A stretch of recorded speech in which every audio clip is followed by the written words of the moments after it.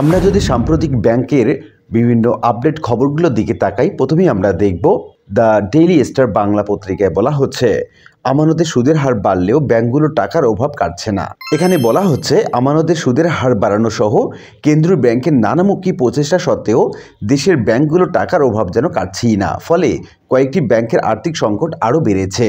আর এই সংকটের প্রধান কারণগুলোর মধ্যে আছে উচ্চ মাত্রা খেলাপি ঋণ, আমানত প্রবৃদ্ধি, ঋণ পুনরুদ্ধারে ধীরগতি এবং বিশেষ করে সরিয় ভিত্তিক ব্যাংকগুলো ব্যাপক আর্থিক কেলেঙ্কারির কারণে ব্যাংকিং খাতে সাধারণ মানুষের আস্থার অভাব। 2 নম্বর সংবাদে আজকের পত্রিকা প্রকাশ করে প্রতিষ্ঠার 25 বছর পূর্তি উদযাপন করেছে ব্যাংক এশিয়া। বিবিসি বাংলায় বলা হচ্ছে দুর্বল ব্যাংকের রাখা আমানতকারীদের টাকা কতটা ঝুঁকিতে আছে এই সংক্রান্ত একটি প্রতিবেদন আমরা একটু দেখে নিচ্ছি। গত মঙ্গলবার ফার্স্ট সিকিউরিটি ইসলামী ব্যাংকের রিং রোড ব্রাঞ্চে বেতনের টাকা তুলতে যান মার্জিয়া প্রভা, কিন্তু ব্রাঞ্চের ডেস্ক থেকে তাকে জানানো হয় একদিনে 5,000 টাকার বেশি তোলা যাবে না। এ নিয়ে ব্রাঞ্চের ম্যানেজারের সঙ্গে কথা বলতে তার রুমে নিয়ে যান মিস প্রভা। আমি গিয়ে দেখি ওখানে 8 থেকে 10 জনের মতো মানুষ বসে আছে।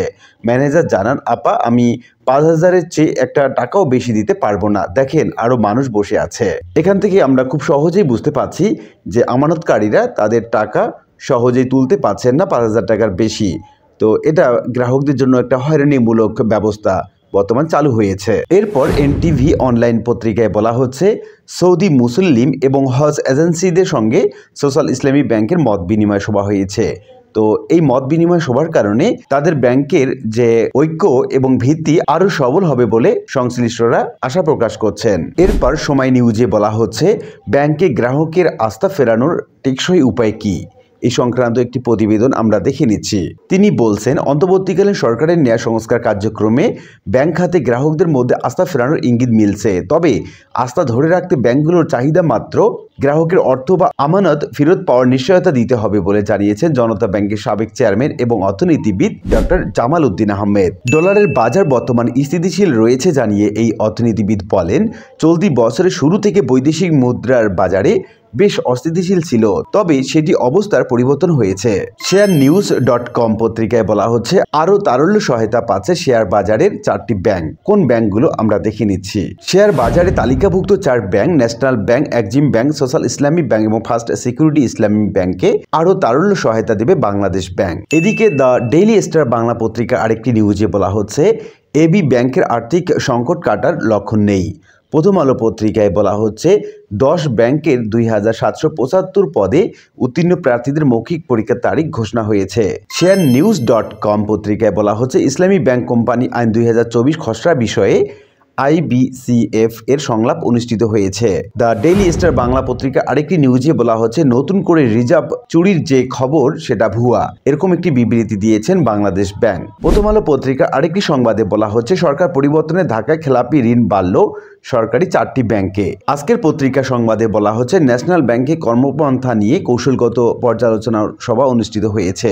শেয়ার বাজার নিউজ.com পত্রিকায় বলা হচ্ছে সাউথ ইস্ট ব্যাংক এবং বেঙ্গল গ্লাস ওয়ার্কার্সের মধ্যে একটা চুক্তি হয়েছে। দেশের ব্যাংক নিয়ে নেতিবাচক খবর, বাংলাদেশ ব্যাংকের প্রতিক্রিয়া জানানো হয়েছে। শেয়ারনিউজ.com পত্রিকা আরেকটি সংবাদে বলা হচ্ছে লেনদেনের শীর্ষে NRB bank. The daily star Bangla পত্রিকা আরেকটি সংবাদে বলা হচ্ছে প্রয়োজন ছাড়া ব্যাংক থেকে টাকা না তোলার আহ্বান জানিয়েছেন বাংলাদেশ ব্যাংকের গভর্নর। দৈনিক আজাদী পত্রিকায় বলা হচ্ছে দুর্বল ব্যাংকে বিকল্প ব্যবস্থা টাকা দেওয়ার যে সিদ্ধান্ত সেটা হয়নি বলছেন মুখপাত্র বাংলাদেশ ব্যাংকের। তো এরকম আমরা পত্রিকার পড়তে দেখব যে বিভিন্ন রকম দুর্বল ব্যাংক এবং সবল ব্যাংক নিয়ে বিভিন্ন রকম পর্যালোচনা প্রকাশিত হয়েছে। তাতে বোঝা যাচ্ছে দুর্বল ব্যাংকগুলো কিছু ব্যাংক আছে যেগুলো বাংলাদেশ ব্যাংক থেকে সরাসরি সহায়তা পাবে বলে জানা যাচ্ছে। তবে পদ্মা ব্যাংক, ইউনিয়ন ব্যাংকের মতো অনেকগুলো দুর্বল ব্যাংক আছে যেগুলো সরকারি পক্ষ থেকে অর্থ সহায়তা দেওয়ার কোনো আশ্বাস দেখা যাচ্ছে না। তবে বাংলাদেশ ব্যাংকের গভর্নর এবং অর্থ উপদেষ্টা সালাউদ্দিন আহমেদ বলেছেন কোনো ব্যাংক বন্ধ হবে না, সবগুলো ব্যাংক ধীরে ধীরে সাহায্য সহযোগিতা পাবে এবং তারা ঘুরে দাঁড়াবে একসময় ইসলামী ব্যাংকের মতো। আর সে পর্যন্ত গ্রাহককে ধৈর্য ধরার আহ্বান জানিয়েছেন বাংলাদেশ ব্যাংকের গভর্নর এবং অর্থ উপদেষ্টা। আশা করি বিষয়টি বুঝতে পেরেছেন। আর আজকের ভিডিওটি এ পর্যন্তই। আশা করি ভিডিওটি আপনাদের ভালো লেগেছে। ভিডিওটি ভালো লাগলে লাইক কমেন্ট করতে ভুলবেন না। দেখা হবে অন্য কোনো ভিডিওতে। সে পর্যন্ত সবাই ভালো থাকবেন। ধন্যবাদ।